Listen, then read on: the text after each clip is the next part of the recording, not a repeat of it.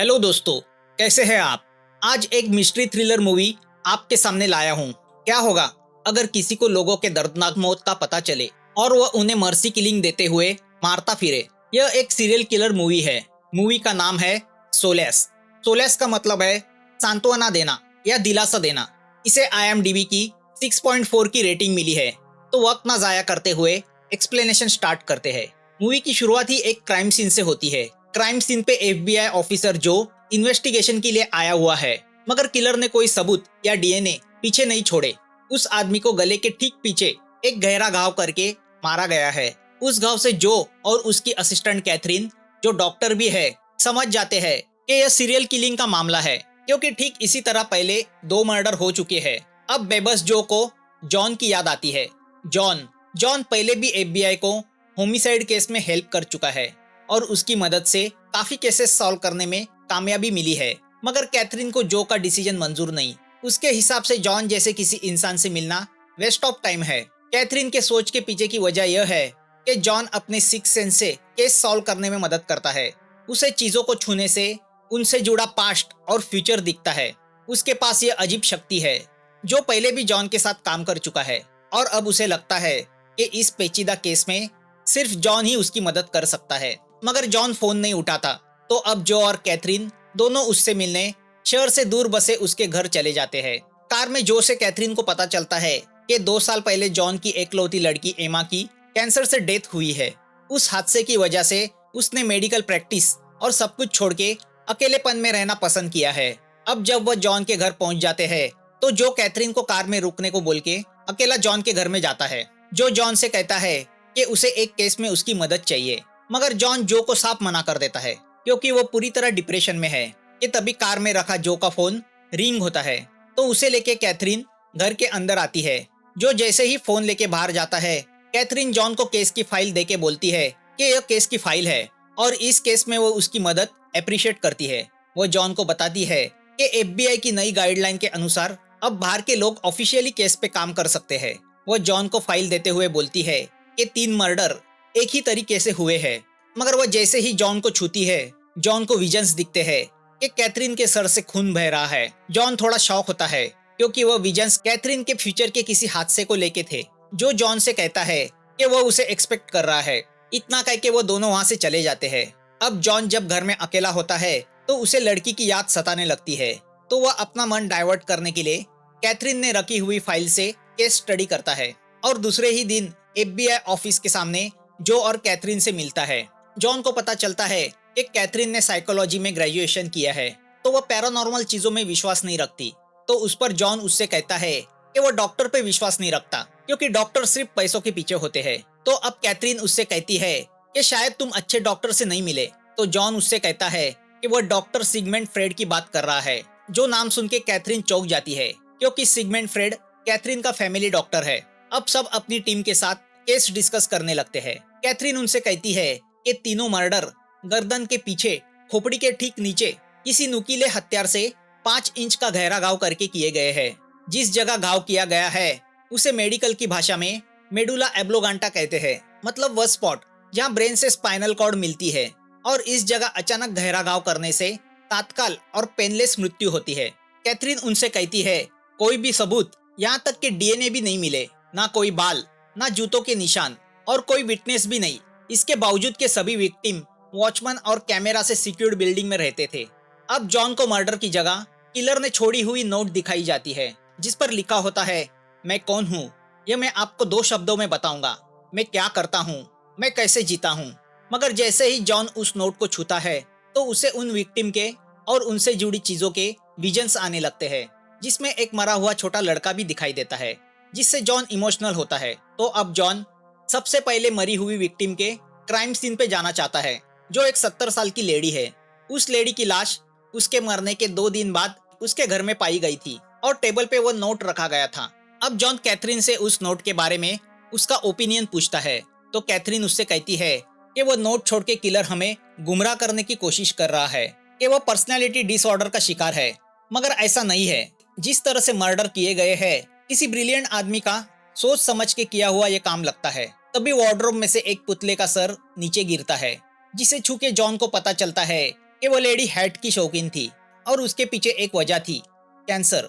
Treatment की वजह से उस लेडी के सारे बाल झड़ गए थे।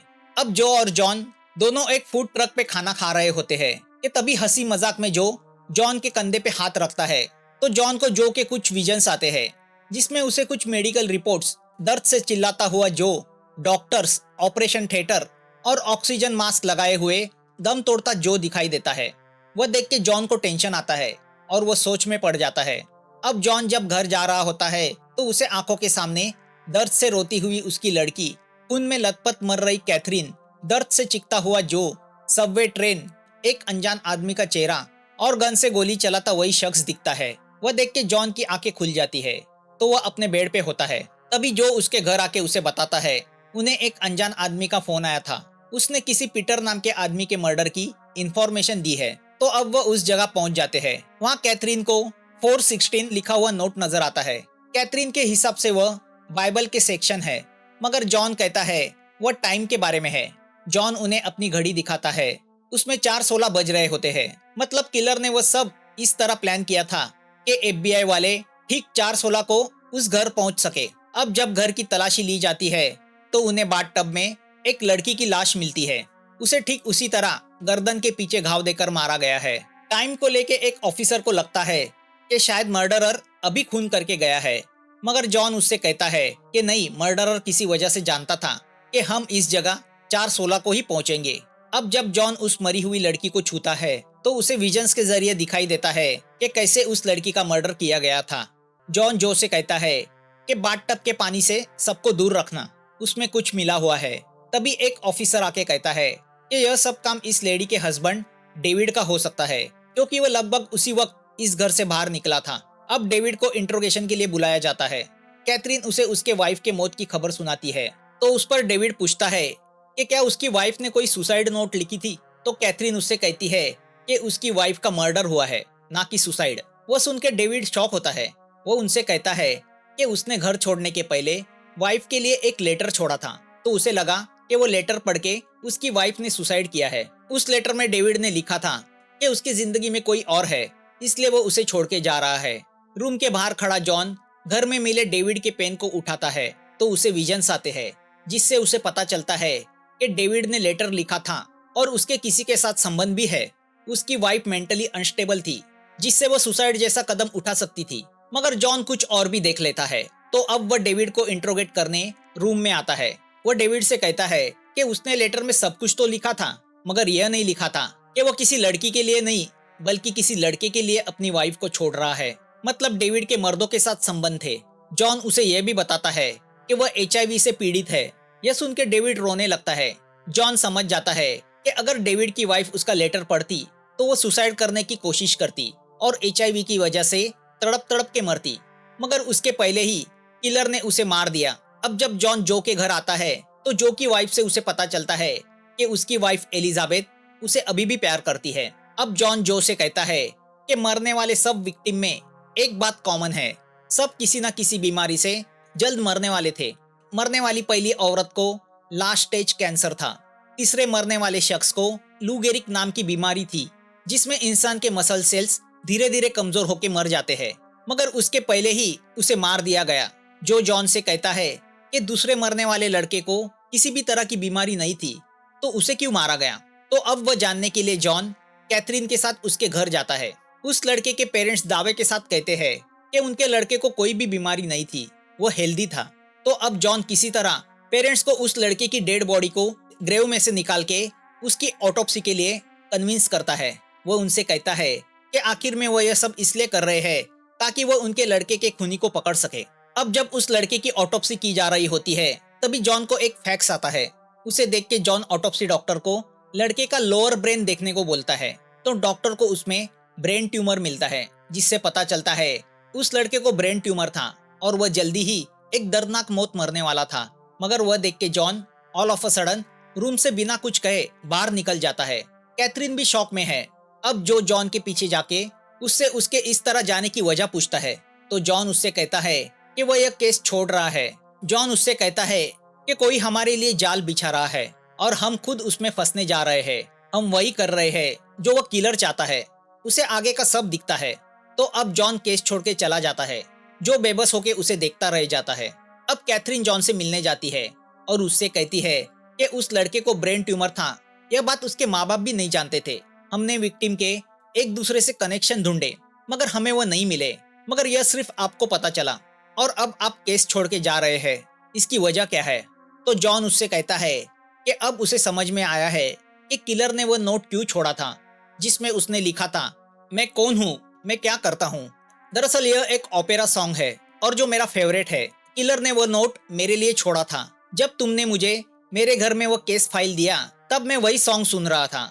मतलब उसे पता था तुम मेरे पास केस लेके आओगी और मैं उसे एक्सेप्ट करूंगा। उसे पहले से पता था कि हम ठीक 4/16 को उस घर में जाएंगे। उसे पता था हम लड़के की ग्रेव खोद के ऑटोप्सी करेंगे क्योंकि वो किलर भविष्य को देख सकता है। उसे पता था आगे यह सब होने वाला है, इसलिए उसने यह सब पहले ही करके रखा। जॉन कैथरीन से कहता है कि किलर में वही एबिलिटीज, वही शक्तियां है जो मुझ में है, शायद मुझसे भी ज्यादा। वो फ्यूचर देख सकता है। जॉन कैथरीन को वो फैक्ट्स दिखाता है जो किलर ने ऑटोप्सी के वक्त उसे भेजा था, जिसमें लिखा होता है लोअर ब्रेन देखो। ब्रेन के उसी पोर्शन से ब्रेन ट्यूमर निकला था। जो किसी को नहीं पता था वो उसे पता था। तो अब कैथरीन जॉन से पूछती है कि क्या आप इसलिए केस छोड़ रहे हैं क्योंकि कोई आपके बराबरी का मिला है? जॉन कहता है नहीं, वो मुझसे भी आगे है, मुझसे भी शक्तिशाली है, मैं उसे रोक नहीं सकता, उसे कोई नहीं रोक सकता।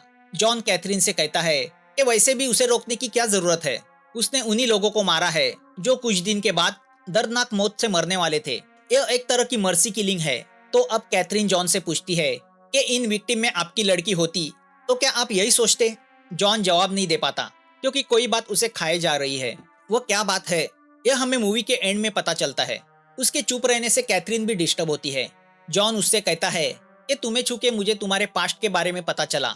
जब तुम 17 साल की थी तब तुम्हारे पड़ोसी ने तुम्हारे नशे में होने का फायदा उठा के तुम्हारे साथ जबरदस्ती की और तुमने अपनी वर्जिनिटी खोई। 5 साल पहले तुम्हें एक सीरियस बॉयफ्रेंड मिला जिससे तुम प्रेग्नेंट रही। वह बच्चा नहीं चाहता था मगर इसके बावजूद तुमने बच्ची को जन्म दिया, जिसकी वजह से वह बॉयफ्रेंड तुम्हें छोड़ के चला गया और एक दिन तुमने अपनी बच्ची को एडॉप्शन के लिए दे दिया। तुम दुनिया के सामने कुछ और होने का दिखावा करती हो मगर तुम एक साधारण डिस्टर्ब लड़की हो। अब कैथरीन उससे पूछती है क्या उसने उसका फ्यूचर भी देखा है। तभी जॉन के सामने वो वीडियो लाता है जिसमें कैथरीन के सर से खून बह रहा है। जॉन कैथरीन को वहां से जाने कहता है क्योंकि उसे पता चला था कैथरीन के साथ कुछ बुरा होने वाला है। अब एफबीआई को और एक डेड बॉडी मिलती है मगर इस बार उस आदमी को बहुत ब्रूटली मारा गया है।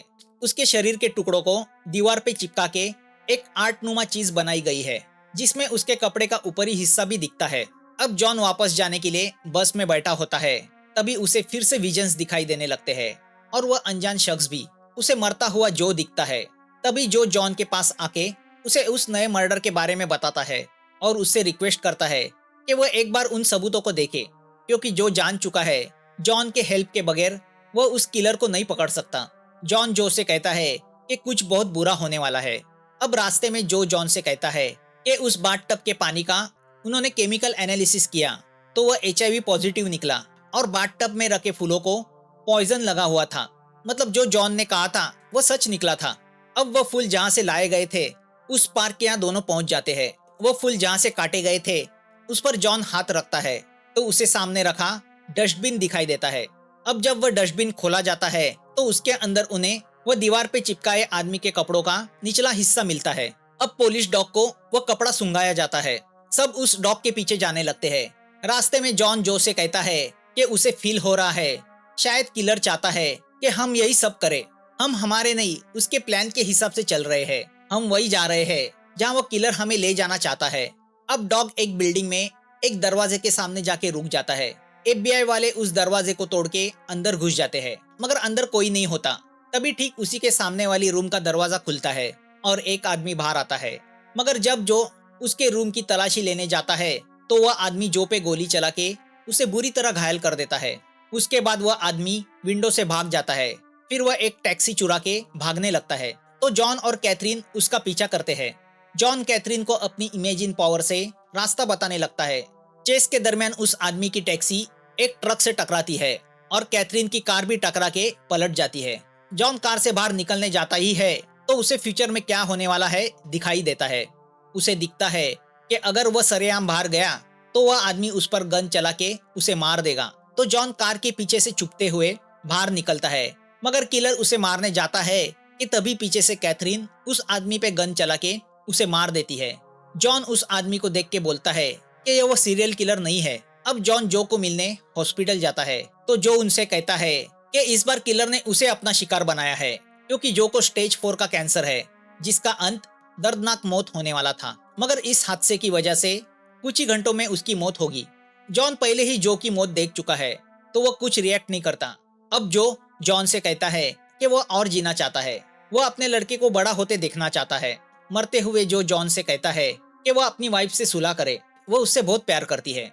जो की मौत हो जाती है, उसका सम्मान के साथ अंतिम विधि किया जाता है। जो के फ्यूनरल सेरेमनी में जॉन जो के लड़के केविन को गले लगा के उसका फ्यूचर देखने की कोशिश करता है तो उसे दिखता है केविन बहुत बड़ी यूनिवर्सिटी से ग्रेजुएट होने वाला है, उसका फ्यूचर ब्राइट है। अब जो की मौत को भुलाने के लिए जॉन एक बार में शराब पीने बैठता है।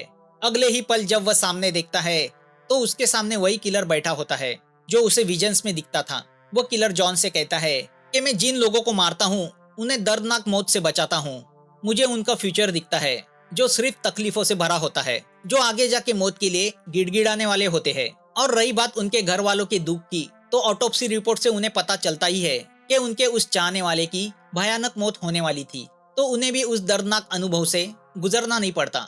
जो भी 70 दिन में एक भयानक मौत मरने वाला था, और वह अगर वैसा मर जाता तो नेचुरल डेथ की वजह से उसकी फैमिली को कुछ नहीं मिलता, मगर अब ऑन ड्यूटी मरने की वजह से उसकी वाइफ को अच्छा पेंशन मिलेगा और उसका लड़का अच्छा पढ़ पाएगा। अब जॉन सामने खड़े पुलिस ऑफिसर को देखता है और एक पल उन्हें किलर के बारे में बताने की सोचता है, तो किलर उसका माइंड पढ़ लेता है और जॉन से कहता है कि वह उन पुलिस ऑफिसर को आगाह करने की कोशिश ना करे, क्योंकि उसका अंजाम बहुत बुरा होगा। अब जॉन उसकी इस हरकत का फ्यूचर देखता है तो उसे दिखता है उन पुलिस ऑफिसर के साथ बार की एक बेगुनाह लेडी वेटर भी मरने वाली है।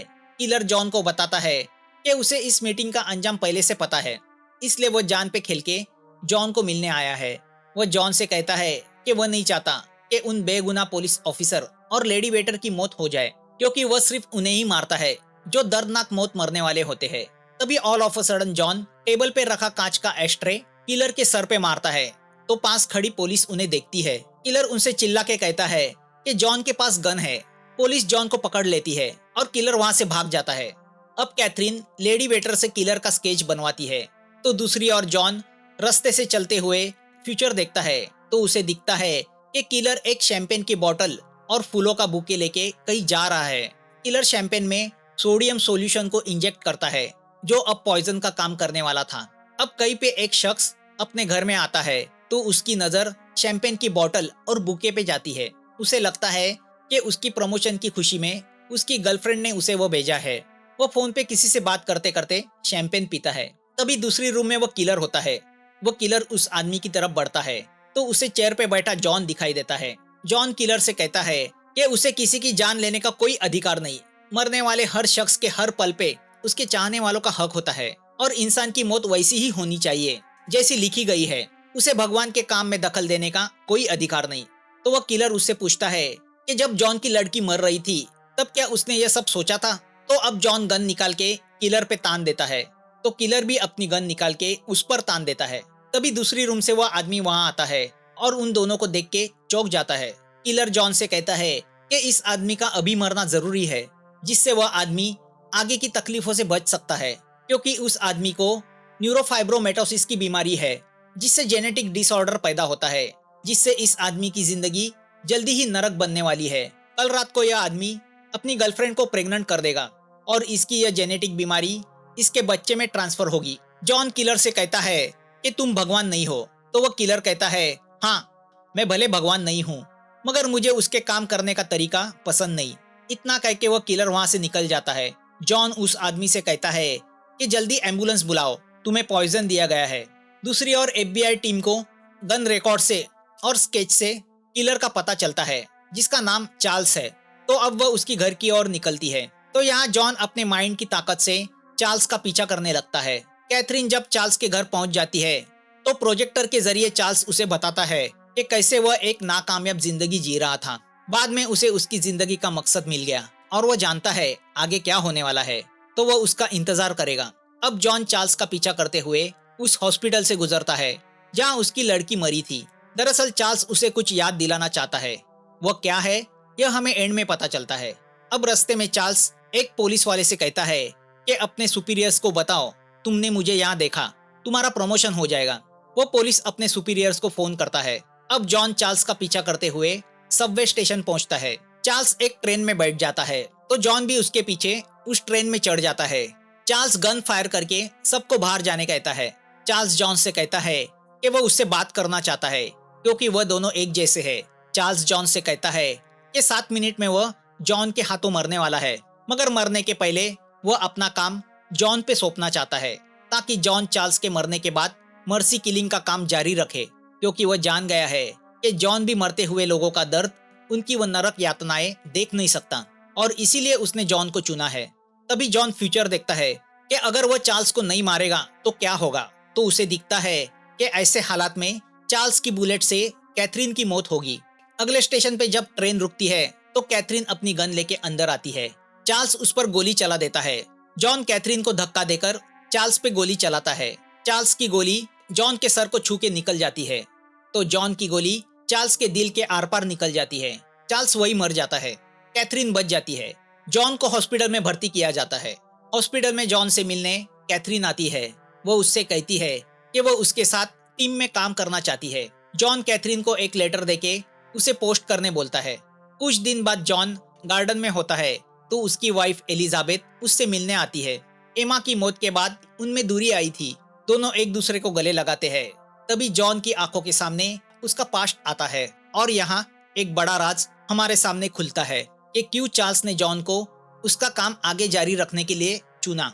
दरअसल हॉस्पिटल में दर्द से तड़पती एमा जब जॉन के सामने उसे नरक यातनाओं से छुटकारा देने के लिए गिड़गिड़ा रही थी तो जॉन ने अपनी लड़की को पॉइजन का इंजेक्शन देके मार दिया था। उसने अपनी लड़की को मर्सी मौत दी थी। मतलब जो काम चार्ल्स दूसरों के साथ करता था वह जॉन ने अपनी लड़की के साथ किया था। तो अब सवाल यह उठता है कि क्या चार्ल्स का काम जॉन आगे जारी रखेगा। मूवी यहाँ खत्म होती है। मूवी कमाल की है, एंड तक हमें बांध के रखती है। हर पल हम यही सोचते हैं आगे क्या होगा। यह एक बेस्ट मिस्ट्री मूवी है, इसे मिस नहीं किया जा सकता।